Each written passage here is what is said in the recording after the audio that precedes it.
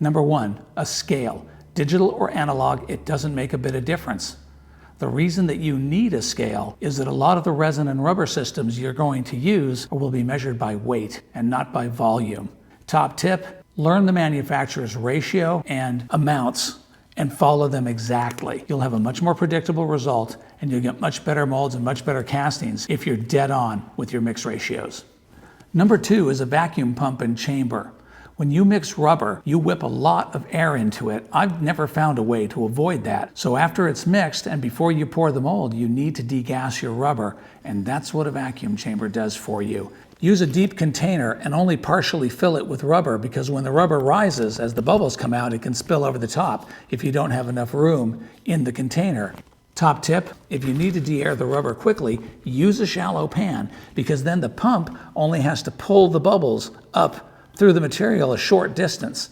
So you can de-air rubber in a shallow pan a lot faster than you can in a deep container. Number 3 is a compressor and a pressure pot.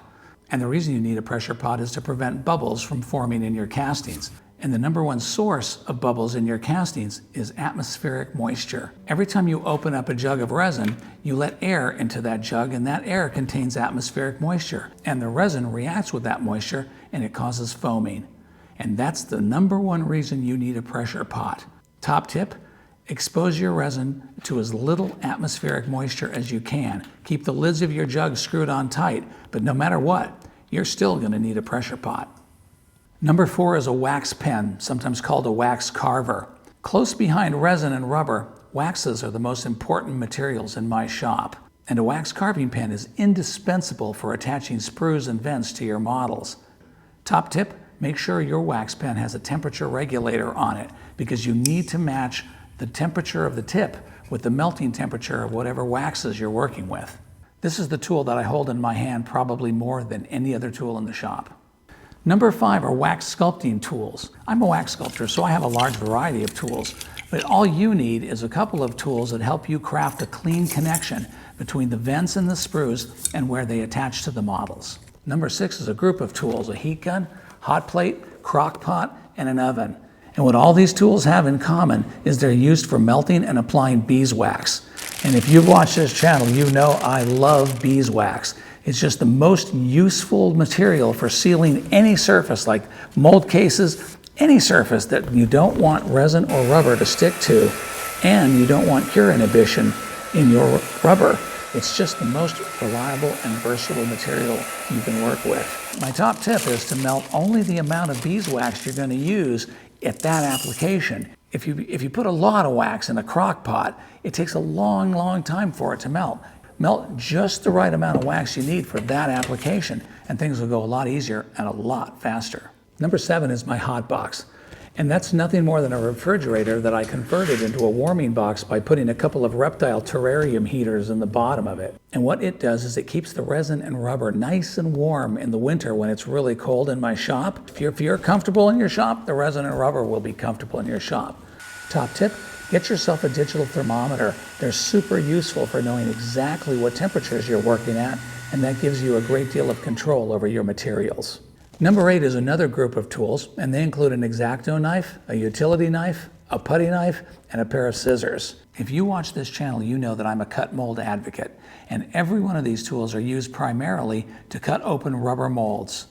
It's super important to keep them razor sharp because it's so much easier to cut rubber with very sharp tools.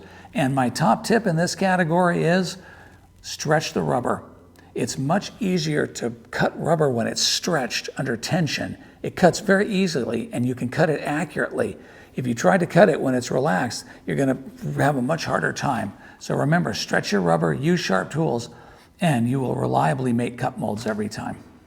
Number 9 is stir sticks. And you might think stir sticks, that's an important tool, but it's a tool you're going to use in virtually every project because in a casting shop, you're constantly going to be mixing resin and mixing rubber. So one source for me is I just use offcut scraps that are left over from the table saw. I collect these. I never let wood scraps go to waste because they make excellent stir sticks. A lot of paint stores will give away wooden stir sticks. So you can check with your local paint store, see if they're giving them away. But you need them in all different sizes. And generally when I'm mixing resin, I'm stirring it in smaller batches. So I find these wooden coffee stirrers to come in really handy. They also make them in plastic. Very, very useful. You just look all over the place. Where are those? Oh yeah, lollipop sticks. Anytime I see something that looks like a stir stick to me, I grab it, add it to my collection. Top tip, when I've mixed a batch of resin, the stick is coated in resin, and I use that to glue the stick together like this. And what that does is give me a much more effective stir stick than the single stick does. So I'm constantly making and collecting these. And by the way, once a stick has been coated in resin, it's an even better stir stick because it's no longer able to introduce any atmospheric moisture into the resin. So reuse your stir sticks over and over and over again. That's my bonus tip for stir sticks. Number 10 is a tool you might not think of, and I saved it for last because it's one of my favorites. Probably more than any other tool in my shop, this tool has saved me more hours of headache and anguish and misery and sorrow than almost any one. And what it is a paper roll that fits my bench top.